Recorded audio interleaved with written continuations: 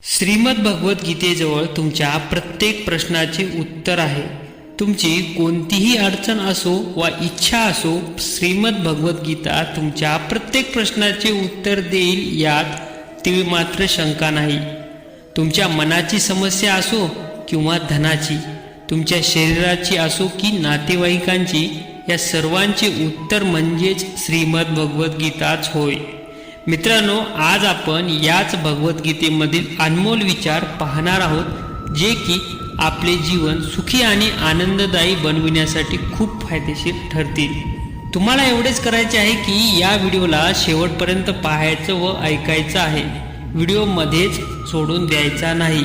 जर तुम्ही व्हिडिओ पूर्ण पाहिला आणि त्यातून तुम्हाला काहीच शिकायला मिळाले नाही, तुमचे जीवनातील प्रश्न सुटणार नाहीत असे जर तुम्हाला थोडेसेही वाटले, तर तुम्ही व्हिडिओला लाईक करू नका व चॅनलला सबस्क्राईब सुद्धा करू नका। परंतु जर व्हिडिओला पाहून ऐकून तुम्हाला तुमच्या जीवनातील सर्व प्रश्नांचे उत्तर भगवद्गीतेमध्येच लपलेले आहेत असे जर वाटले, तर नक्की आम्हाला कमेंटद्वारे कळवा। मित्रांनो, मला माहीत आहे की या व्हिडिओमध्ये तुम्हाला तुमच्या अनेक प्रश्नांची उत्तरे मिळतीलच, तसेच राहिलेल्या प्रश्नांची उत्तरे सुद्धा मी तुम्हाला पुढच्या येणाऱ्या व्हिडिओमध्ये सांगणार आहे। तर चला, कसलाही वेळ न घालवता आपण आजच्या आपल्या व्हिडिओला सुरुवात करूया। गीतेचा पहिला उपदेश आहे की जो तुमच्यापेक्षा वडीलधारी आहे, तुमच्या नात्यातला आहे, त्यांच्याकडून तुमचा अपमान होत असेल तर तो तुम्ही कधीच सहन करू नका। हा उपदेश आपल्या जीवनाशी संबंधित उपदेश आहे। आपण आपल्याला होणारा त्रास हेच विचार करून सहन करतो की त्याला मी कसे प्रत्युत्तर देऊ, तो तर माझ्या नात्यातला आहे, तो माझ्यापेक्षा वयाने मोठा आहे, मी जर त्यांना काही बोललो तर त्यांच्याशी असणारा माझा नातेसंबंध संपुष्टात येईल। खरंच विचार केला तर सांगा की ज्या व्यक्तीपासून तुम्हाला त्रास होत आहे, तो व्यक्ती तुमच्या जवळचा, प्रेमाचा कसा राहू शकतो? आपला जवळचा तो व्यक्ती असतो जो आपल्याला दुःखापासून दूर ठेवत असतो। गीतेचा हाच उपदेश आहे की कोणालाही आपण आपला फायदा घेऊ द्यायचा नाही, कारण जेवढा त्रास तुम्ही सहन करता तेवढा त्रास सर्वजण तुम्हाला देतीलच, तुम्हाला सहन करण्यास भाग पाडतीलच। गीतेचा पहिला अध्याय अर्जुन निषाद योग आणि दुसरा अध्याय साख्य योग आहे। या अध्यायाच्या सुरुवातीलाच अर्जुनाने भगवान श्रीकृष्णासमोर आपले दुःख सांगितले की मी कौरवासोबत कसे युद्ध करू? हे सर्वजण तर माझे नातेवाईकच आहेत। भीष्म पितामह आणि गुरु द्रोणाचार्य यांच्यासोबत मी कसे युद्ध करू? हे दोघे तर माझ्यासाठी पूजनीय आहेत। हे करण्यापेक्षा मी भिक्षा मागून मिळालेले अन्न खाऊन जीवन जगलेले बरे होईल। आणि ज्या कौरवासोबत मी युद्ध करणार ते तर धृतराष्ट्राचे पुत्र आणि नात्याने माझे भाऊच आहेत। माझ्या नात्यातील लोकांना मारून मी जीवन जगण्यापेक्षा मी संन्यासी झालेले बरे होईल। श्रीकृष्ण अर्जुनाला म्हणतात, या पृथ्वीवर कोण आपला आहे आणि कोण परका आहे? खरं तर जो अधर्माने वागतो त्याच्यासोबत जर युद्ध केले तर त्यामुळे मोक्षच प्राप्त होते आणि मुक्ती मिळते। त्यामुळे तू तुझ्या मनातील सर्व विचारांचा त्याग कर, नाहीतर सर्व जग तुझी निंदाच करतील, तुला भित्रा पळपुटा म्हणतील। इथे गोष्ट आपले आणि परके यांची नसून धर्म आणि अधर्माची आहे, खरे आणि खोटेपणाची आहे। तू जर चुकीला प्रोत्साहन देशील किंवा सहन करशील, त्यांचा अंत करणार नाहीस, तर चुकीचे करणाऱ्यांना अधिकच हिंमत येईल आणि ते अधिकच चुकीचे वागतील। म्हणून तू तुझ्या मनाला थांबव, त्याचा त्याग कर आणि युद्ध कर। मी एक कथा सांगतो। जेव्हा अर्जुनाचा मुलगा अभिमन्यू युद्धात उतरतो आणि त्याचा त्यात मृत्यू होतो, तेव्हा अर्जुन खूप दुःखी होतो, रडत बसतो। श्रीकृष्णाला म्हणतो, माझा मुलगा मृत्यू पावला, मला हे दुःख मुळी सहन होत नाही, मला आता जगण्याची इच्छा सुद्धा नाही, मी स्वतःला संपवून टाकणार आहे। हे ऐकून भगवान श्रीकृष्ण अर्जुनाला म्हणतात, चल माझ्यासोबत, मी तुला एका जागी घेऊन जातो। आत्मा ज्या ठिकाणी वास करतात त्या ठिकाणी श्रीकृष्ण अर्जुनाला घेऊन जातात, म्हणजेच आत्मालोकात घेऊन जातात। त्या ठिकाणी अभिमन्यू आनंदाने बसलेला असतो, कारण की अभिमन्यूने मनुष्य जन्मात सर्वांसोबत योग्य वर्तणूक ठेवलेली असते. त्याने पुण्य कमावलेले होते, त्यामुळे त्याला आत्मलोकात चांगले स्थान मिळालेले असते. तो त्या ठिकाणी आनंदात होता. अर्जुन रडत रडत अभिमन्यूजवळ जातो. आपल्या मुलाला पाहून अर्जुन खूप आनंदी होतो. त्याला कडकडून मिठी मारतो आणि म्हणतो, हे बाळा, मी तुझ्या विना अपूर्ण आहे.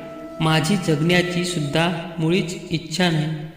अर्जुनाचे हे बोलणे ऐकून अभिमन्यू म्हणतो, आपण कोण आहात आणि असे रडत रडत माझ्याकडे का आलात? त्यावर अर्जुन म्हणतो, बाळा, मी तुझा जन्मदाता पिता आहे आणि तू माझा मुलगा अभिमन्यू आहेस. हे ऐकून अभिमन्यू म्हणतो, कोण पिता, कोण पुत्र? माझे हजारो जन्म झालेले आहेत. कोणत्या जन्मी मी तुमचा पुत्र तर कोणत्या जन्मी तुम्ही माझे पुत्र झालात. खरं तर आत्मा हा कोणाचा पुत्र, माता पिता यातले काहीच राहत नाही.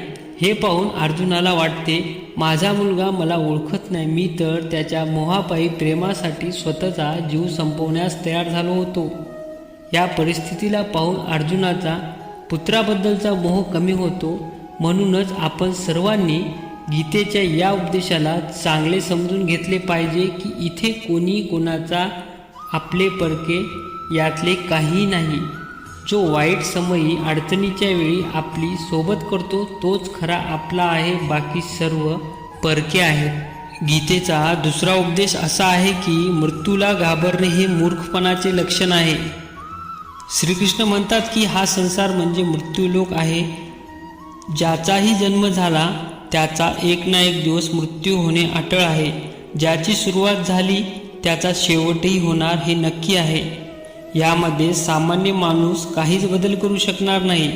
जसे आपण दररोज नवीन कपडे परिधान करतो तसेच आपली आत्मा एका शरीरातून निघून दुसरे शरीर धारण करते.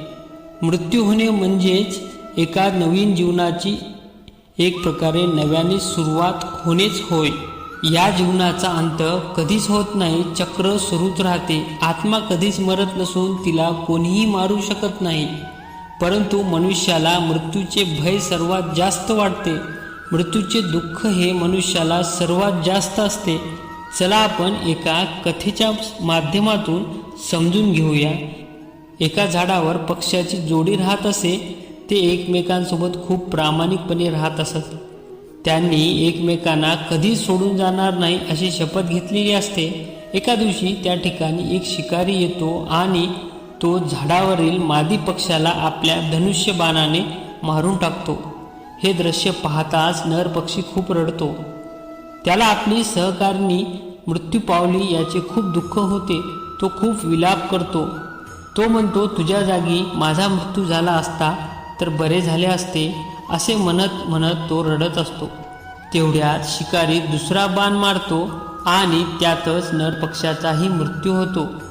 गीतेमध्ये अशीच कथा आपली आहे. आपण सुद्धा आपले नात्यातले कोणीही मृत्यू पावले की असेच रडत असतो. आपल्याला हे माहीत नसते एक ना एक दिवस आपले जीवनसुद्धा असेच समाप्त होणार आहे. आपण सुद्धा पक्ष्याप्रमाणेच मृत्यूच्या झाडावर बसलेलो आहोत. आपले जीवन मृत्यू सुद्धा निश्चित आहे. पण लक्षात घेतले पाहिजे, शरीर नष्ट होणे म्हणजे आपल्या जीवनाचा अंत नाही. श्रीकृष्ण अर्जुनाला म्हणतात, हे अर्जुन, तुझे आणि माझे अनंत जन्म झालेले आहेत. तुला मागील जन्माची आठवण नाही, परंतु मला सर्व आठवण आहे. जो मनुष्य या सत्याला जाणतो की मी या संसारामध्ये काही काळापुरताच आलेला आहे, त्यामुळे मला कसलाही मोह करणे गरजेचे नाही.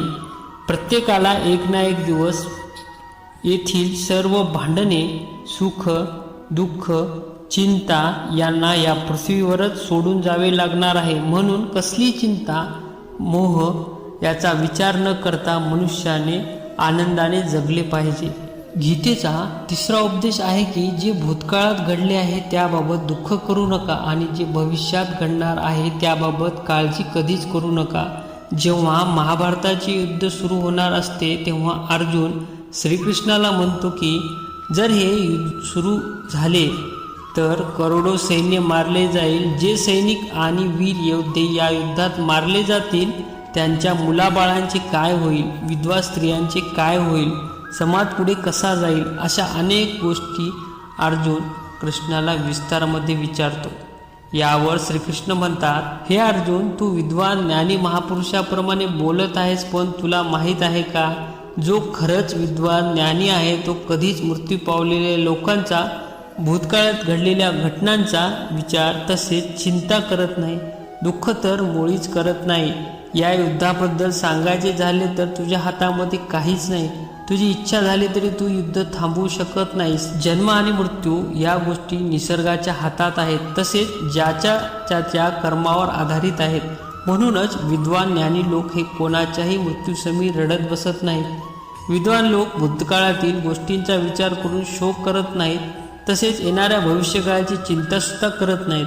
त्यांचे एकच म्हणणे असते की जे होणार हे नक्की होणारच आणि जे होणार नाही ते कधीच होणार नाही. ज्ञानी लोकांच्या बुद्धीमध्ये ही गोष्ट बसलेली असते, म्हणून त्यांना कोणतीही चिंता सतावत नाही आणि दुःख सुद्धा सतावत नाही.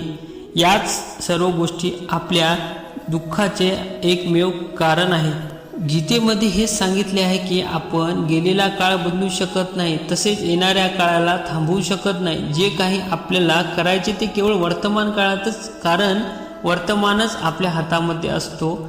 आपल्या आयुष्यातील 99% ताणतणाव आणि चिंता ही आपण भूतकाळाचा विचार व भविष्याची चिंता करत असल्यामुळे निर्माण होते. त्यामुळे आपण नेहमी त्याच विचारात जीवन जगत असतो आणि चालू वर्तमान काळही विसरून जातो. आपण जर वर्तमान काळाचा आनंद घ्यायला शिकलो तर आपोआपच आपल्या जीवनातील तणाव व चिंताही समाप्त होईल. मित्रांनो, वर्तमान काळात खूप मोठी ताकद आहे, त्यामुळे आपण त्याबाबत गांभीर्य पाळले पाहिजे. आपल्याला जे काही करायचे ते आजच करा. उगाच माझ्याकडे खूप वेळ आहे म्हणून वेळ वाया घालवू नका, नाहीतर नंतर पश्चाताप करण्याची वेळ येईल. एक छोटी छानशी कथा सांगतो, काळजीपूर्वक ऐका. एक गुरुजी आपल्या शिष्याला पारस दगड देतात. तो शिष्य खूप आळशी असतो.